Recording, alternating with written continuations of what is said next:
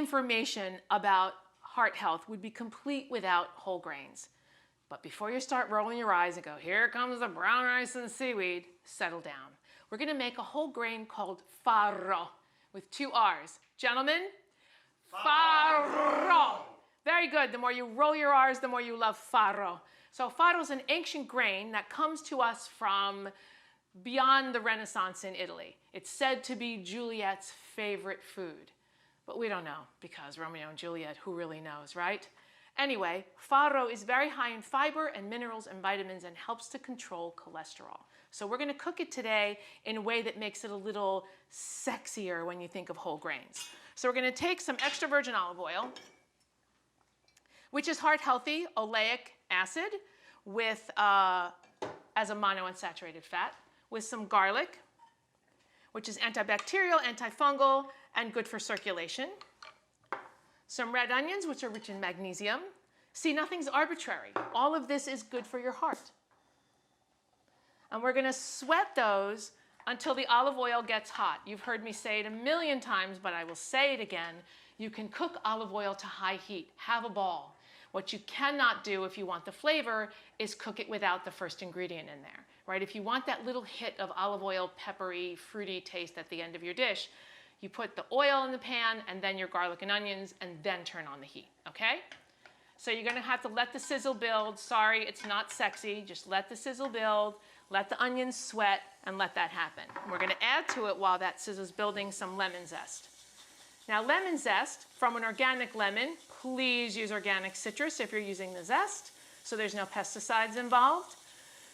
You want to cook the zest as long as you want to cook it. And you want to put it at the beginning, put it at the beginning. You want to put it at the end, put it at the end. But you add the lemon juice at the end of the recipe when you're done cooking, so you get a lovely sour taste and not a bitter metallic taste. The citric acid will turn really fast. So now we're going to saute our onions until they're just under raw. I usually tell you saute them till they're translucent, but you just want to take the edge of rawness off them, because the farro is going to get soft. And so you want a little bit of a different kind of a texture. So now we have our cauliflower. Cauliflower is one of the cruciferous veggies. It is loaded with a compound called sulforaphane, and sulforaphane helps to lower cholesterol.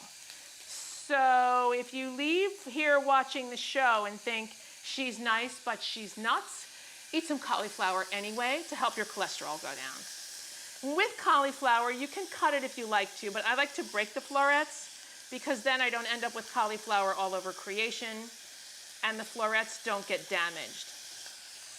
If the greens look good on your cauliflower, sometimes you have to split the stem.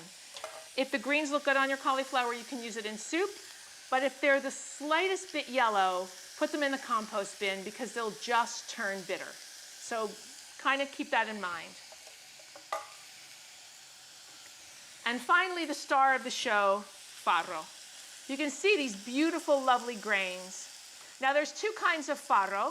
There's whole farro, which takes about an hour to cook, and there's something called farro perlato, which is slightly refined and cooks in about 20 to 25 minutes, and that's what we're using here. And you want to use 2 times the amount of water as you have farro. So it was a cup of farro, so about 2 cups of water.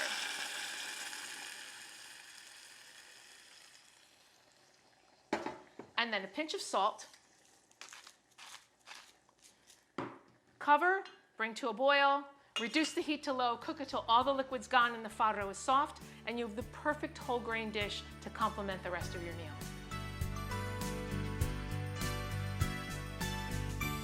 All right, we're about to get into the lovely territory of dessert and heart health. But first, let's finish off our farro. It's cooked, it's nice and fluffy. So now we're gonna take and just snip some basil leaves into it with some scissors designed for herbs and greens. I love these, they make my life so easy in the kitchen.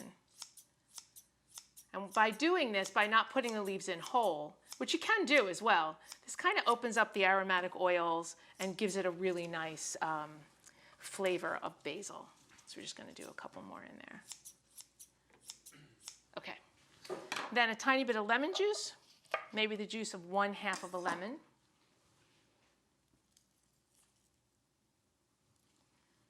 And then we'll just turn this out. When you're done cooking something, whether it's greens, whole grains, vegetables, whatever, when you're done, please get the food out of the pan. You want it to stop cooking when it's, cooked. So just let that sit there. We'll do another little garnish of basil, and this dish is ready to go. Lovely.